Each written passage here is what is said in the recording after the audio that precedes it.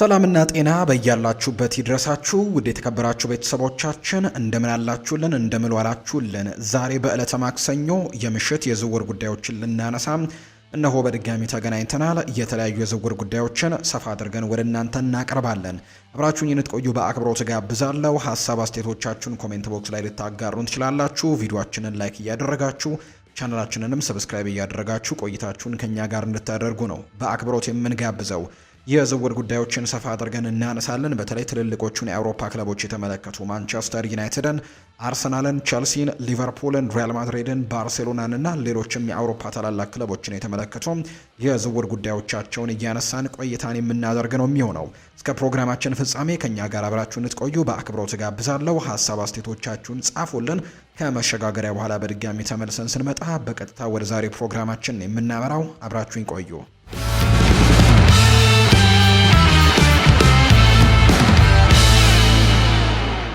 ወደ ቀዳሚው መረጃችን እናምራ። ሊቨርፑል የባየር ሚኒኩን የመስመር አጥቂም ሚኬል ኦሊሴን ተወካዮች እያነጋገረ መሆኑ የተገለጸ ሲሆን ጎን ለጎንም የአረቢ ለብዚሹን ያን ዲያማንዴን ለማስፈረምም እቅድ እንዳለው ነው የተነገረው።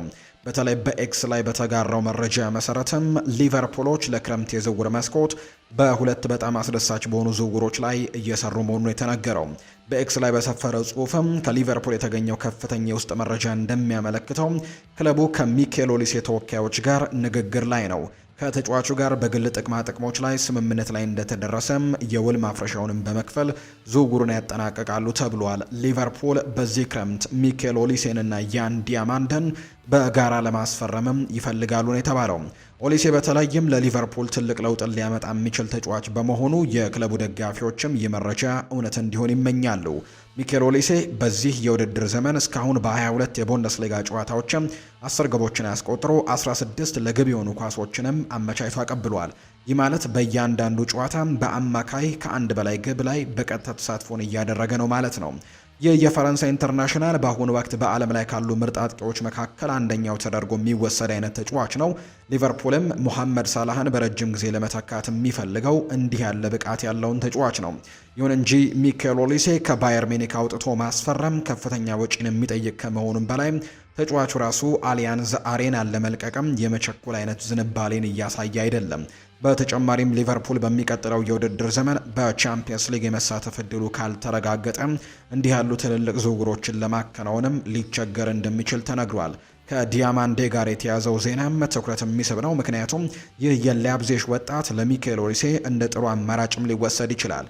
የ19 ዓመት ወጣት ገና እንደ ኦሊሴ ደረጃ ላይ ባይደርስም የወደፊት ትልቅ ተስፋ ያለው ተጫዋች በመሆኑ ከኦሊሴ ይልቅ የተሻለ አማራጭ ሊሆን እንደሚችል ነው የሚነገረው። ቀደም ሲል እንደ አሌክዛንደር ኢሳክና ፍሎሪያን ቨርትስ ያለው ስመጥር ተጫዋቾች በሊቨርፑል ቤት ሲቸገሩ አይተናል። ነገር ግን አሁን ላይ በተለይ ፍሎሪያን ቨርትስ ጥሩ ነገሮችን በድጋሚ እያሳየ ነው። በተቃራኒው ሁጎ ኤኪቲኬ ግን እጅግ ስኬታማ ጊዜን እያሳለፈ ነው። ስለዚህም ከኦሊሴ ይልቅ እንደ ዲያማንድ ያሉ ወጣት ተጫዋቾች ላይ ማተኮር ለክለቡ ብልህ ውሳኔ ሊሆን እንደሚችል ነው በርካቶች ግምቶቻቸውን እየሰጡ የሚገኙት። ሳቪኒሆ በቅርቡ አዲስ ኮንትራት ቢፈርምም በማንቸስተር ሲቲ ያለው የወደፊት ቆይታ ግን አጠራጣሪ መሆኑን ተከትሎ በክለብ ውስጥ ስለሚታየው አስገራሚ ሁኔታ ከመረጃ ምንጮች የሰማነውን እናገራቸው። ሳቪኒዮ ትልቅ ተስፋ የሚጣልበት ቢሆንም በኢቲሃድ ስቴዲየም ተጽዕኖ ለመፍጠር ግን እየተቸገረ ነው የሚገኘው። በዚህ ውድድር ዘመን እስካሁን ባደረጋቸው 23 ጨዋታዎችም ያስቆጠረው 2 ግቦችን ብቻ ሲሆን 2 ለግብ የሚሆኑ ኳሶችን ደግሞ አመቻችቶ ነው ያቀበለው። ቶተናም ባለፈው ክረምት ለዚህ ብራዚላዊ የመስመር ተጫዋችም ከፍተኛ ፍላጎት አሳይቶ እንደነበር ያቀረበው የ70 ሚሊዮን ፓውንድ ጥያቄም በሲቲ ውድቅ ተደርጎበት እንደነበር የምናስታውሰው ነው። ምንም እንኳን አዲስ ግንኙነት ወይም ጥያቄ ባይኖርም የስፐርስ ፍላጎት አሁንም እንዳለ ተረድተናል። በተጨማሪም ዩቬንቱስ እና የላሊጋ ክለቦችም በንቃትም መከታተል ያስፈልጋል። ያም ሆኖ ግን የተነጋገሯቸው ብዙ ሰዎችም የሲቲ አቋም ግልጽ መሆኑን ይናገራሉ። ሳቪኒሆ እንደማይነካ ወይም አንተቸበል ተጫዋች አድርገው የሚያዩት ሲሆን የሲቲው የስፖርቲንግ ዳይሬክተር ሁጎ ቪየና በወጣቱ ተሰጥኦ ላይም ሙሉ እምነት አላቸው። ፔፕ ጓርዲዮላም እሱንን ወደ ዓለም አቀፍ ደረጃ መስመርም ማጥቂነት ለመቀየርም ቆርጦ መነሳታቸው ነው የሚነገረው። እንደ በርናርዶ ሲልቫ ያሉ ልምድ ያላቸው ተጫዋቾች በዚህ ክረምትም ሊለቁ የሚችሉበት ሰፊ እድል እንዳለ ይነገራል። በአጥቂ ክፍሉ ላይ የሚኖረው የፈጠራ ኃላፊነት በሳቪኒዮ ትከሻ ላይም ይበልጥ እንደሚወድቅ ነው የሚጠበቀው። እስከ ሰኔ 2031 የሚዘልቀው አዲሱ ኮንትራቶ ለሲቲ ትልቅ የመደራደር አቅም ይሰጠዋል ተብሎ ነው የሚታሰበው። በገንዘብ በኩልም ክለቡ የመሸጥ ፍላጎት የሌለው መሆኑ የሳቪኒዮን ቦታ ያጠናክረዋል። ማንኛውም አይነት ዝውውር ቢታሰብ እንኳን መነሻ ዋጋው ከ75 እስከ 80 ሚሊዮን ፓውንድ ሊሆን ነው የሚችለው። ይሁን እንጂ የውስጥ አዋቂዎች አሁን ባለው ስትራቴጂ መሰረት እንዲህ ያለውን ዋጋ እንኳን ትርጉም እንደሌለው ነው የሚናገሩት። ሳቪኒዮ በማንቸስተር ሲቲ ደስተኛ እንደሆነና ሙሉ ትኩረቱም እዚያው ላይ ማድረጉን የተረዳ ነው። እስካሁን ካለው ሁኔታ ተጫዋቹ ከማንኛውም ክለብ ጋር ንግግር አላደረገም ወይንም ደግሞ ለመልቀቅ አላሰበም። ዋናው ግሙ ለሲቲ በቋሚነት መጫወትን በ2026 የብራዚል ዓለም ዋንጫ ላይ ስብስብ ውስጥ ቦታን ማግኘት ነው። በእርግጥ ሲቲ በአጥቂ ክፍሉ ላይ አዳዲስ ተጫዋቾችን ለማስፈረም የሚንቀሳቀስ ከሆነ ነገሮች ሊቀየሩ የሚችሉበት እድሉ በጣም ሰፊ ነው ተብሏል። በጥር ወር ግን አንቷን ሴሜኒዮን ከቦርንመዝ መቀላቀሉን አይተናል። እንዲሁም ከሪያል ማድሪድ ሮድሪጎ ጋርም የሚያያዙ ዜናዎች አሉ። በግል ግን በዚህ ረገድ የሚከናወን ነገር እንዳለ ግን ባይታወቅም በክረምቱ ጉዳዩ ግን ዳግም ሊታይ እንደሚችል ነው የሚነገረው። ይህም ሳቪኒሆ የወደፊት ቆይታው ላይ ተጽዕኖ ለማሳረፍም እድሎች ይኖሩታል ተብሎ ነው የሚታሰበው። ማንቸስተር ዩናይትድ የኒውካስል ዩናይትዱ ተከላካይ የሆነውን ማሊክ ቲያውን ለማስፈረም ፍላጎት እንዳለው እየተዘገበ ሲሆን ከባየር ሚኒክ ሊገጥመው የሚችል ፉክክርም ያለ አይመስልም። ጀርመናዊው ጋዜጠኛና የዝውውር ባለሙያ የሆነው ክሪስቲያን ፎልክ እንደተናገረው ከሆነ ለባየርን ኢንሳይደር ባሰፈረው ጽሑፍም ማሊክ ቲያው ወደ ባየርን ያመራል የሚለው ወሬን አጣጥለውታል። ማሊክ ቲያው ባለፈው ክረምት ከኤሲ ሚላን ኒውካስልን ከተቀላቀለ በኋላ አስደናቂ ብቃትን እያሳየ ነው የሚገኘው። በመሆኑም ይህ የጀርመን ኢንተርናሽናል በሌላ ትልቅ ዝውውርም ስሙ መነሳቱ ምክንያታዊ ነው። ክሪስቲያን ፎልክ እንደሚለው ባየር ሚኒክ በአሁኑ ወቅትም በመከላከል ክፍሉ ላይ ጥሩ አማራጮች ስላሉት ተጫዋቹ ወደ ሀገሩ የመመለስ ፍላጎት ቢኖረም ማሊክ ቲያውን ማስፈረም ግን ለክለቡ አሁን ላይ ትርጉም አይሰጥም። ጋዜጠኛው አክለው ማንቸስተር ዩናይትድ በ24 ዓመቱ ተጫዋች ላይ ከፍተኛ ፍላጎት እንዳለው መስማቱን ገልጿል። ይህም በአሁኑ ወቅት ደግሞ ዝውውሩን ይበልጥ እውን ሊያደርገው እንደሚችል ነው የሚነገረው። ክሪስቲያን ፎልክ እንዲህ ሲል ነው የጻፈው። ባየር ሚኒክ ማሊክ ቲያውን በዚህ ክረምትም ለማስፈረም ይፈልጋል የሚለው ወሬም እውነት አይደለም ሲል ክሪስቲያን ፎልክ ይናገራል። በእርግጥም እሱ ሳቢ ተጫዋች ነው። ለጀርመን ብሔራዊ ቡድንም ተጫውቷል። አዲስ የማል ተከላካይም የሚፈልጉ ከሆነ የቲያው ብቃት ከፍተኛ ትኩረት የሚስብ ነው። ተጫዋቹን በደንብ አውቀዋለሁ። ነገር ግን እንደ ጆናታን ታህና ዳዮት ኦፓሚካኖ ያሉ ተጫዋቾች ባሉበት የ24 ዓመቱ ተጫዋች ወደ ሙኒክ ማምጣት አሁን ላይ ምንም ትርጉም የለውም። ተጫዋቹ ራሱ ወደ ጀርመን ቢመለስ በብሔራዊ ቡድን ውስጥም ሰፊ የመጫወቻ እድልን እንደሚያሰብ ሰምቻለሁ። ነገር ግን ማሊክ ቲያው በኒውካስል በጣም ጥሩ ጊዜን እያሳለፈ ነው። በዚህም በመቆየቱ ደስተኛ ነው። ስለዚህ ምንም አይነት ጫና የለበትም። ሆኖም ግን ማንቸስተር ዩናይትድ አይኑን በዚህ ተከላካይ ላይ ማሳረፉን ሰምቻለሁ። ምናልባትም አሁን ላይ ይበልጥ ትኩረት የሚስበውም የዝውውር ዜናው ይሄኛው ነው ሲልም ጭምር ነው የተናገረው። ሊሳንድሮ ማርቲኔዝ በተደጋጋሚ ለጉዳት የሚጋለጥ በመሆኑ የሃሪ ማጓየርም ኮንትራት ወደ መጠናቀቁ በመቃረቡ እንዲሁም እንደ አይደን ሄቨን እና ማታያስ ድሊት ያሉ ደግሞ ተጫዋቾችም ሁልጊዜ ሙሉ በሙሉ አሳማኝ ብቃት ባለማሳየታቸው ዩናይትድ ማሊክ ቲያውን ወደ ስብስቡ ቢጨምር በእርግጥም ሊጠቀም የሚችልበት እድል ነው ሰፊ ተብሎ የሚታሰበው። ማንቸስተር ዩናይትድ ፓትሪክ ዶርጉን ከጉዳት የሚመለስበትን ሁኔታ በተመለከተ ጥንቃቄ የተሞላበት ስልትን እየተከተለ ይገኛል። ክለቡ ከፍተኛ ግምት የሚሰጠውን የዚህን ወጣት ተጫዋች የረጅም ጊዜ እድገትም አደጋ ላይ የሚጥል ምንም አይነት እርምጃ ላለመውሰድ ነው የወሰነው። ተጫዋቹ በፍጥነት ወደ ሜዳ ከመመለስ ይልቅ ዩናይትድ ለተገቢው የማገገሚያ ሂደትም ቅድሚያ ሰጥቷል። በኤክስ ላይ ከወጡ መረጃዎች እንደተረዳ ነው ክለቡ ተጫዋቹን በሚያዝያ ወር መጀመሪያ ላይ እንዲመለስ አቅዶ እየሰራ ነው የሚገኘው። ይህ ውሳኔ በሕክምናው ረገድ ያለውን ጥንቃቄ የሚያሳይ ከመሆኑም ባለፈ ክለቡ ወጣት ተሰጥኦችን የመጠበቅ ቁርጠኝነት እንዳለው ነው መረጃው የሚያሳየው። ዩናይትድ ፓትሪክ ዶርጉን አሁን ካለው ስብስብ ውስጥም እንደ አንዱ ምርጥ ታዳጊ አድርጎ ይመለከተዋል። የእሱ አካላዊ ጥንካሬ፣ በተለያዩ ቦታዎች ላይ የመጫወት ብቃትና ኳስን ተቆጣጥሮ የመጫወት ችሎታው በክለብ ውስጥም ከፍተኛ አድናቆትን አትርፎለታል። የአሰልጣኞች ቡድኑም ተጫዋቹን ለቡድኑ እድገት የረጅም ጊዜ አስፈላጊነት እንዳለው በጽኑ ያምናሉ። ዶርጉ ጉዳት የደረሰበት በኤምሬትስ ስቴዲየም ዩናይትድ አርሰናልን 3-2 ባሸነፈበት ጨዋታ መገባደጃው ወይም 81ኛው ደቂቃ አካባቢ ነበር። የሚገርመው ነገር በጉዳቱ የደረሰበት ድንቅ የሆነ የረጅም ርቀትም ግብ አስቆጥሮ ጥቂት ደቂቃዎች ብቻ ሲቀሩት ነው። የክለቡ የሕክምና ክፍል ጉዳቱ እንዳያገረሽበት በማሰብ ተጫዋቹን ያለ ጊዜው ወደ ሜዳ ለመመለስ ግን ፍቃደኛ እንዳልሆኑ ነው የሚነገረው። ባለፈው የውድድር ዘመን ዩናይትድ የጉዳት አያያዝን በተመለከተም ትችቶች ሲሰነዘሩበት የቆየ በመሆኑ አሁን የወሰደው ጥንቃቄ የተሞላበት አካሄድ ይበልጥ ትኩረት የሚስብ አድርጎታል። ዶርጉ በማይክል ካሪክ ስርም ለማንቸስተር ዩናይትድ አስፈላጊ ተጫዋች ሆኗል። ዶርጉ የጡንቻ ወይም ሃምስትሪንግ ጉዳት ያጋጠመው ሲሆን ጊዜያዊ አሰልጣኙ ማይክል ካሪክም መጀመሪያ ላይ ጉዳቱ ተራ ቁርጥማት ብቻ እንዲሆን ቢመኙም የሕክምና ምርመራው ግን የከፋ የጡንቻ ጉዳት መሆኑን አረጋግጧል። ዶርጉ ቡድን ውስጥም ያለው ድርሻ በየጊዜው እያደገ እንደመጣ ነው የሚነገረው። በመከላከልም ሆነ በማጥቃት መስመር ላይ ተሳትፎ ለቡድኑ ውጤታማነት ትልቅ አስተዋጽኦን ሲያደርግ ነው የቆየው። ዩናይትድ እሱን ማገገም ባለማጣደፍም ተጫዋቹ ለክለቡ የወደፊት ጉዞ ምን ያክል አስፈላጊ እንደሆነም በድጋሚ እንዳረጋገጠ ጭምር ነው መረጃዎች እየወጡም የሚገኙት። አርነ ስሎት ከሊቨርፑል ኃላፊዎች ጋር የውድድር ዘመኑን የሚገመግምበት ወሳኝ ስብሰባን እንዲያደርግ ተቀጥሯል ነው የተባለ የሚገኘው። ይህ ስብሰባ በክለቡ የአሰልጣኝነት ቦታ ላይ ፈጣን ለውጥን ሊያመጣ እንደሚችልም ይጠበቃል። ሊቨርፑል ለሚቀጥለው ዓመት የቻምፒየንስ ሊግ ተሳትፎን የማረጋገጥ እድል ቢኖረውም የአርነ ስሎት ወንበር ግን ሙሉ ለሙሉ አስተማማኝ እንዳልሆነ ነው የወጣው መረጃ የሚያሳየው። ሊቨርፑል ለቻምፒየንስ ሊግ ፍጻሜ የሚደርስ ከሆነ ግን ስልታዊ ውይይቶች ከመደረጋቸው በፊት ትኩረቱን የአውሮፓ ውድድር ላይ ብቻ እንዲሆንም ሲባል ግምገማው ወደ ጁን 2 ሊያመራ እንደሚችል አሁን ላይ ሜይ ላይ ነው ወይም ግንቦት ላይ ነው የተደረገው የታቀደው። ነገር ግን አሁን ላይ ጁን ላይ ሊደረግ እንደሚችል የሚያሳዩ መረጃዎች እየወጡ ነው። ሊቨርፑል አርኔ ስሎትን በከፍተኛ መስፈርትም ሊገመግመው እንደሆነ ነው የሚነገረው። ሊቨርፑል የውድድር ዘመኑ ሲጀመር የፕሪሚየር ሊጉን ዋንጫ ለማንሳት ቅድሚያ ግምትም ተሰጥቶት ነበር። ሆኖም ግን ክለቡ ከፍተኛ ፈተና ውስጥም ወድቋል። አዳዲስ ተጫዋቾች ከቡድኑ ጋር በፍጥነት መላመድ እንዲሁ ደግሞ አልቻሉም። ስሎትም ትክክለኛ የታክቲክ ውሳኔዎችን ለማሳለፍ ሲቸገር ታይቷል።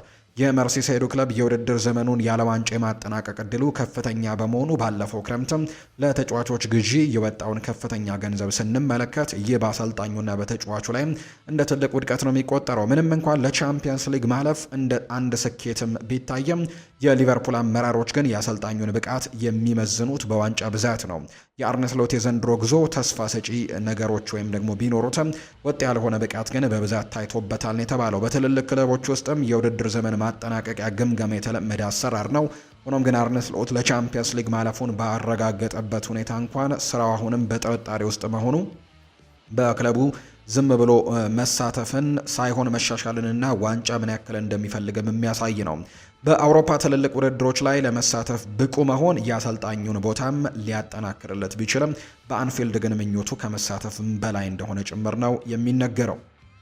የቼልሲው አጥቂ ኒኮላ ጃክሰን በባየር ሚኒክ ቤት ያለው የውሰት ቆይታ በክረምቱ ሲያበቃም ስለሚኖረው ቀጣይ ዝውውር በአሁኑ ወቅትም በጥልቅ ድርድር ላይ እንደሚገኝ ነው የተዘገበው። ይህ የሴኔጋል ኢንተርናሽናል በአሊያንዝ አሬና አስደናቂ ብቃትን ለማሳየት ተቸግሯል። ስለዚህም ወኪሎች ለቀጣይ ዝውውሩ ገና አሁኑኑ መስራት መጀመራቸው ብዙም የሚያስደንቅ አይደለም። እንደ ቲም ቶክ ዘገባ ከሆነም ይህ ሁኔታ አስተን ቪላን እና ሌሎች የፕሪምየር ሊግ ክለቦችን ንቁ እንዲሆኑ እያደረገ ሲሆን አንዳንድ የውጭ ሀገር ክለቦችም ሁኔታውን እየተከታተሉት ይገኛሉ። ኒኮላ ጃክሰን መጀመሪያ ቼልሲን ሲቀላቀል ትልቅ ተስፋ ያለው ይመስል ነበር። ነገር ግን ካሳየው ደካማ ብቃት በኋላ አሁን ላይ በስታንፈርድ ብሪጅ የወደፊት ቆይታ ይኖረዋል ተብሎ ማሰብ በጣም ከባድ ሆኗል። በተመሳሳይ ጊዜም በዚህ የ24 ዓመት ተጫዋች ላይ አሁንም ቢሆን እንዲሁ ደግሞ እሱን ለማስፈረምም የሚፈልጉ አንዳንድ ትልልቅ ክለቦች መኖራቸውን ሊረዳ የሚችል ጉዳይ ነው። ከኒኮላ ጃክሰን ጋር በቲም ቶክ ስማቸው ከተያዙ ክለቦች መካከል አንደኛው አስተን ቪላ ሲሆን እንደ ማንቸስተር ዩናይትድ፣ ኒውካስል፣ ቶትንሃም እና አትሌቲኮ ማድሪድ ያሉትም ተጠቅሰዋል። ኡናይ ኤምሪ ኦሌ ዋትኪንስ እድሜው እየገፋ በመምጣቱ በዚህ ክረምት አዲስ አጥቂ ሊያስፈልጋቸው ይችላል። ኒኮላ ጃክሰን በትክክለኛ አመራር አሁንም ቢሆን ወደ ምርጥ የፕሪምየር ሊግ አጥቂነት ሊያድግም የሚችልበት እድሉ ነው ያለው። ኡናይ ኤምሪ ደግሞ በቪያሪያል አብሮ በነበሩበት ጊዜም እሱን በደንብ የሚያውቁት ሰው እንደሆነ ጭምር ነው የሚነገረው። ከዚህ ቀደም ኒኮላ ጃክሰን በቪላ እንዲሁም በኤቨርተን እና በናፖሊም እንደሚፈለግ ተዘግቦ ነበር። ኒኮላ ጃክሰን የት እንደሚያርፍ በእርግጠኝነት ለማወቅ ገናም ቀደም ቢሆንም የተጫዋቹን የወደፊት ሁኔታ ግን ለመወሰን ድርድሮች መጀመራቸውን ተከትሎ በቪላ ያለው የኡናይ ኤምሪ ግንኙነት ትኩረት የሚስብ ጉዳይ ነው የሚሆነው። ቸልሲ ተስፋ ካላቸው ወጣት ተጫዋቾች ልምድ ሲያገኙ ዋጋቸው ስለሚጨምር ምንም እንኳን በስታንፈርድ ብሪጅ ወዲያውኑ ውጤታማ ባይሆኑም ከኒኮላ ጃክሰን ሽያጭም ጥሩ ገንዘብ ለማግኘት ግን ተስፋ እንደሚያደርጉ ነው የተነገረው። የቶተንሃም ጊዜያዊ አሰልጣኝ ኢጎር ቱዶር ክለቡ የሮማውን አማካይ ሎሬንዞ ፔሌግሪኒን በዝውውር እንዲያመጣው ማሳሰባቸውን የተነገረው። ይህ የጣሊያን ኢንተርናሽናል በሮማ ያለው የወደፊት ቆይታ በአሁኑ ወቅት አጠራጣሪ ሲሆን እንደ ካልቺዮ መርካቶ ዘገባ ከሆነ ኢጎር ቱዶር የተጫዋቹ ትልቅ አድናቂ በመሆናቸው ስፐርሶች እሱን ኢላማ እንዲያደርጉት እየገፋፉ ይገኛሉ። ቱደር በቶተንሃም ስራ ላይ ለረጅም ጊዜ መቆየታቸው ነገር አጠራጣሪ ከመሆኑ አንጻር በዝውውሩ ላይ ያላቸው ተጽዕኖ ግን ምን ያክል ይሆናል የሚለው የሚታይ ነው። ፔሌግሪኒ በትልቅ የፕሪሚየር ሊግ ክለብ ውስጥም ተጽዕኖ ለመፍጠር የሚያስችል ጥራትና ልምድ ያለው ምርጥ ተጫዋች መሆኑ ግን አያጠራጥርም። እንደ ካልቺዮ መርካቶ ዘገባ ከሆነ ፔሌግሪኒ ሙሉ የእግር ኳስ ሕይወቱን በጣሊያን እግር ኳስ ካሳለፈ በኋላ አሁን ላይ ከሀገር ውጭ አዲስ ፈተናን ለመሞከር በቁም ነገር እየፈለገ ነው። እንደ ካልቺዮ መርካቶ ዘገባ ከሆነ ሮማ አሁንም ፔሌግሪኒን ለአዲስ ውል ለማሰረም ፍላጎት ቢኖረውም ተጫዋቹ ግን ስታዲዮ ኦሎምፒኮን ወደ መልቀቅ እያመራ ያለ ይመስላል። የ29 ዓመቱ ተጫዋች አዲስ ውል ካልተስማማ በዚህ ክረምት ነፃ ተጫዋች ወይም ፍሪ ኤጀንት የሚሆን በመሆኑ ይህም ለስፐርሶችና ለሌሎች ትልልቅ ቡድኖችም እድል ይሆናል።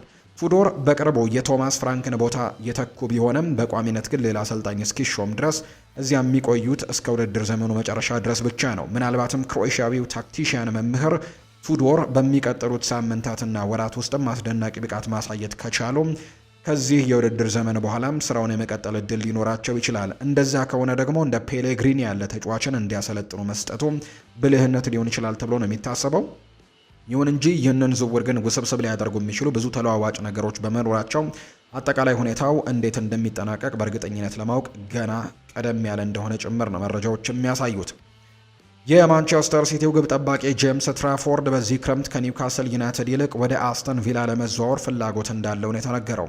ይህ የእንግሊዝ ከ21 ዓመት በታች ብሔራዊ ቡድን ተጫዋች በክረምቱ ሲቲን ከተቀላቀለ በኋላ የመሰለፍ እድልን ለማግኘት ተቸግረዋል። ምክንያቱም ጂያንሉጂ ዶናሩማ በግልጽ ለሱ ቦታ ቀዳሚው ተመራጭ በመሆኑ።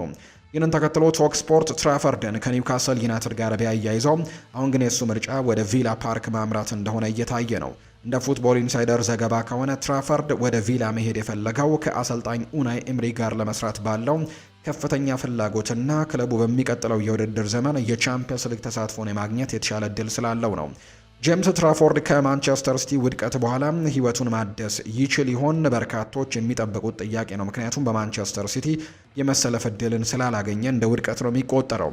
ትራፎርድ በቀድሞ ክለቡ በርንሌ በነበረበት ወቅትም ምርጥ ተጫዋች ይመስል ነበር። በኢቲሃድ ስቴዲየም ግን እስካሁን ድረስ እድል አልቀናውም። መጀመሪያ ሲቲን ሲቀላቀል የክለቡ አንደኛ ግብ ጠባቂ የሚሆን ይመስል ነበር፣ ነገር ግን አጀማመሩ ደካማ ነበር። በኋላ ላይም ዶናሩማ ሲገኝ ደግሞ ክለቡ እሱን ለማስፈረም ወሰነ። ትራፎርድም ከዚህ ሁኔታ እንዴት ሊያገግም እንደሚችል ማየቱ የሚስብ ቢሆንም በቋሚነት የመሰለፍ እድልን ለማግኘት ግን ሲቲን መልቀቅ እንዳለበት ግልጽ የሆነ ጉዳይ ነው። በእርግጥ በቪላ ቤት ኤሚሊያኖ ማርቲኔዝ በመኖሩ ትራፎርድ እንደ አንደኛ ግብ ጠባቂ እንደሚሆን ዋስትና የለውም። ሆኖም ይህ ልምድ ያለው አርጀንቲናዊ በቅርቡ ክለቡን ሊለቅ እንደሚችል ግን ስሙ እየተነሳ ነው። ሌላው የፉትቦል ኢንሳይደር ዘገባ ደግሞ ማንቸስተር ዩናይትድ በድጋሚ እሱን ለማስፈረም ሊሞክር ይችላል። ማርቲኔዝ እድሜው እየገፋ ከመምጣቱ አንጻር አስተን ቪላ ለውጥ ለማድረግና እንደ ትራፎርድ ያሉ ተሰጥኦ ያለው ወጣት ግብ ጠባቂን እንደ ብልህ የረጅም ጊዜ ኢንቨስትመንት ለማምጣት ጥሩ ጊዜ ሊሆንለት ይችላል። የ23 ዓመቱ ትራፎርድ በዝውውር ገበያው ላይም ጥሩ እድል ሆኖ እየታየ እንደሚገኝ ነው መረጃዎች የወጡት። ለቪላ የመጫወት ፍላጎት ካለው ክለቡ ይህንን እድል ለመጠቀምም የሚችለውን ሁሉ ማድረግ ይኖርበታል ተብሎ ነው የሚታሰበው። ፓሪስ ሳን ዠርሜ የማንቸስተር ሲቲውን አጥቂ ኤርሊንግ ሃላንድን በዝውውር ለማምጣት ጥያቄ ማቅረቡ ተነገረ።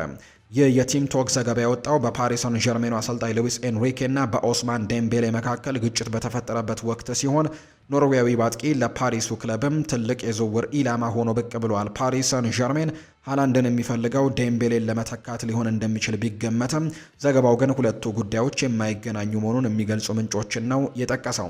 ያም ሆነ ይህ ግን ጉዳዩ እንደ ሃላንድ ያለ ኮከብ ተጫዋች በቅርቡ ኢቲሃድ ስቴዲየምን እንዲለቅ ለማይፈልጉ የማንቸስተር ሲቲ ደጋፊዎች አስገራሚ ዜና ሆኗል። በአሁኑ ወቅት በገበያው ላይ ጥራት ያላቸው አጥቂዎችም እጥረት በመኖሩ ሲቲ ይህንን የ25 ዓመት ጎል አዳኝን መተካት የማይቻል ሊሆንበት ይችላል።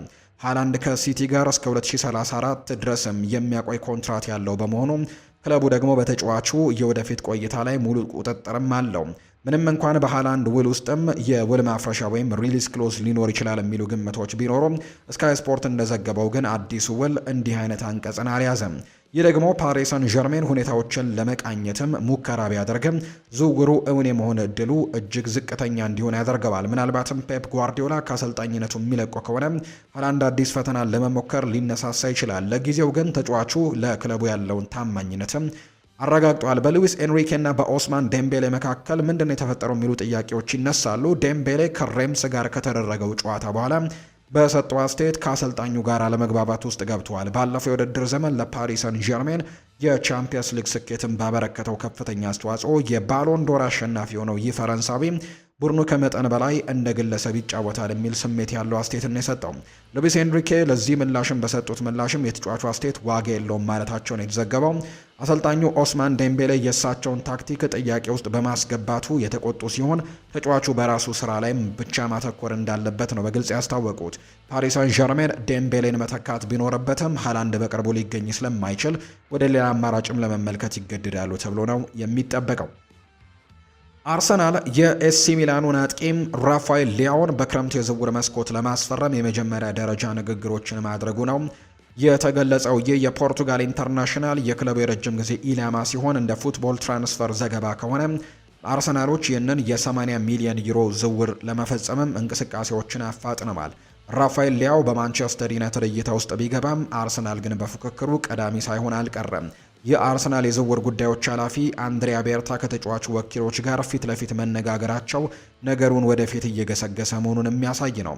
ራፋኤል ሊያው በዚህ የውድድር ዘመን በሴሪኤ እስካሁን 8 ግቦችንና 2 ለግብ የሆኑ ኳሶችን አመቻችቶ ቢያቀበልም የእሱ ብቃት ግን በቁጥር ብቻ የሚገለጽ አይደለም። የቀድሞ ተጫዋች ኦውን ሃርግሬቭስም የሮናልዲኒዮ ስሜት ወይም ሮናልዲኒዮ ቫይብ ያለው ተጫዋች ሲል የገለጸው ሊያው ድንቅ ክህሎትና ጥበብ ያለው ተጫዋች በመሆኑ ለሚኬል አርቴታ የማጥቃት መስመርም አዲስ ገጽታን ሊሰጥ እንደሚችል ይታሰባል። ሊያንድሮ ትሮሳርድ እድሜው እየገፋ መምጣቱና ጋብሪኤል ማርቲኔሊም በዚህ የውድድር ዘመን ወጥ የሆነ ብቃትን እያሳየ ባለመሆኑ ሊያው በአርሰናል የፊት መስመር በኩል የተሻለ አማራጭም ሊሆን እንደሚችል ነው የሚታሰበው። የማንቸስተር ዩናይትድ ፍላጎትም ትርጉም ያለው ነው። የ26 ዓመቱ ሊያው በክለቡ የፊት መስመር ከማቲያስ ኩኛ የተሻለ አማራጭም ሊሆን ይችላል። ብሪያን ኤምቤሞም በዩናይትድ ቤት ጥሩ ብቃትን እያሳየ ቢሆንም ክለቡ ግን በክንፍ መስመር ላይ የበለጠ ግልጽ የሆነ ሚናን የሚጫወት ተጫዋችን መጨመር ይፈልጋሉ። ዩናይትድ አርሰናልን ቀድሞ ሊያውን ለማስፈረም ቢችል ትልቅ ስኬት ቢሆንም በአሁኑ ወቅት ግን ተጫዋቹን ወደ ስታንፈርድ ብሪጅ የማምራት እድሉም ሰፊ ነው። በተጨማሪም አርሰናል በሚቀጥሉት የውድድር ዘመናትም በቻምፒየንስ ሊግ የመሳተፍ እድሉ የተረጋገጠ መሆኑ ተጫዋቹን ለመሳበም ትልቅ ብልጫ ይሰጠዋል ተብሎ እንደሚታሰብ ነው መረጃዎች እየወጡ እንደሚገኝ ዘገባዎቹ የጠቆሙት። ውድን የተከበራችሁ ቤተሰቦቻችን ከሁለተኛው የዩቲዩብ ቻናላችን አዲስ ስፖርት ልዩ ለዛሬ የዕለተ ማክሰኞ የምሽቱ የስፖርት የመረጃ ሰዓታችን ያዝንላችሁ ፕሮግራም ይህንን ይመስል ነበር። ስላደመጣችሁን ከልብ አድርገን ነው የምናመሰግነው። ፉአድ ባሩ የዛሬውን ፕሮግራም እየመራው ቆይታን አድርጌያለሁ። በቀጣይ ፕሮግራሞቻችን ሌሎች ስፖርታዊ ጉዳዮችን አካተን በድጋሚ እንገናኛለን። ለዛሬ ግን እዚህ ጋር እናብቃ። መልካም ጊዜ፣ መልካም ምሽት እንዲሆንላችሁ ነው የምመኘው።